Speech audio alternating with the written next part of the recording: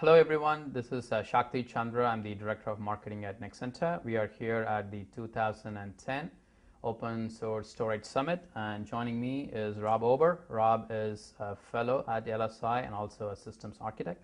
Rob, welcome. Thank you. So let me begin by making this statement, which is enterprise has been really boring for the last 15 to 20 years, but it feels like it's a perfect storm that is coming to really help businesses rethink their entire stack from servers to compute to network to storage and help them maybe define what the new stack is going to be for the next 10 to 15 years. So we'd love to get your opinion from the storage industry's perspective on some of the reasons why you think is happening and how you think is going to really define the stack going forward. Okay, wow. Well, it is open season on change and innovation right now in the enterprise. It's we've had just an amazing number of changes, and things coming together. We've got Flash coming in the enterprise that's changing the performance and the power profiles of storage. We've got finally we've got some interest and traction in 10 gigabit networking and high performance networking, low latency.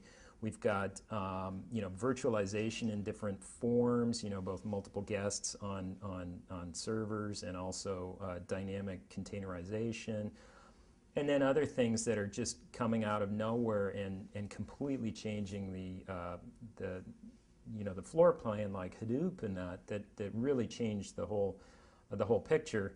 All these things are completely changing how systems need to be architected, how the storage stack looks, how it's tuned, what is fast storage, what is slow storage, how many tiers, and how do we manage those tiers of storage. It's really interesting time. Okay. So what do you think open source for storage, and what do you think are the drivers for open source for storage now, as opposed to, let's say, 5 years in the past, or as opposed to waiting for another 5 years in the future?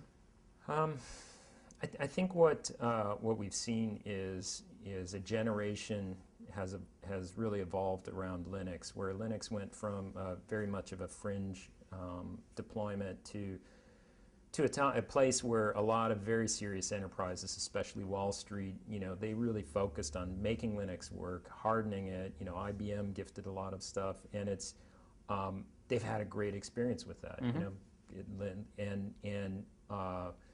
Certainly from the server center managers and architects I've spoken with, they're hungry for another success.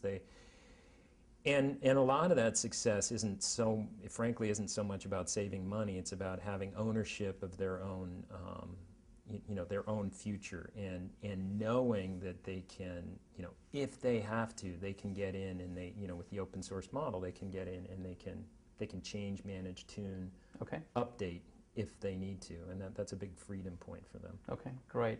So when you talk about the new trends, obviously when we talk to our customers, the questions around virtualization and cloud computing always seems to be in the center of interest.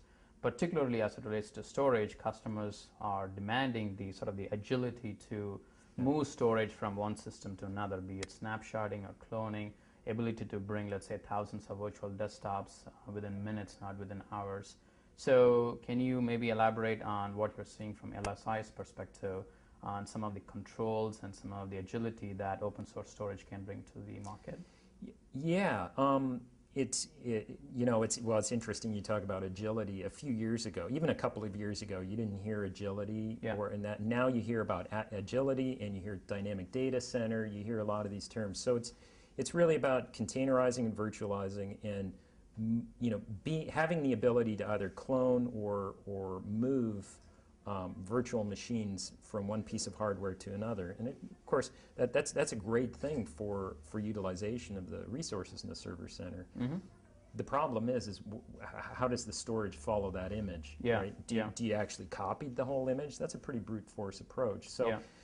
So there's a really big problem around making, if you can do it, and we're going down that path. If you can do it and make the image simply attached, the storage attached to the virtual image, and follow it wherever it goes, that's really that's as close to a kind of a lights out approach as you're going to get.